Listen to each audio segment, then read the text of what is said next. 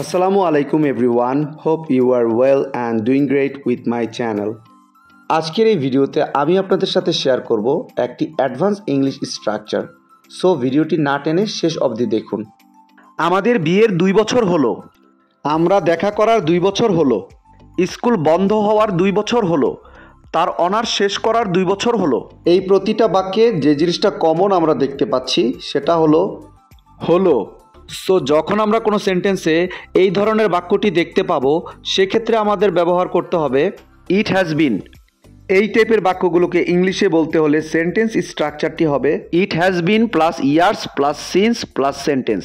চলুন তাহলে এই স্ট্রাকচারটি দিয়ে এক্সাম্পলগুলি দেখা যাক। আমাদের বিয়ের 2 বছর হলো।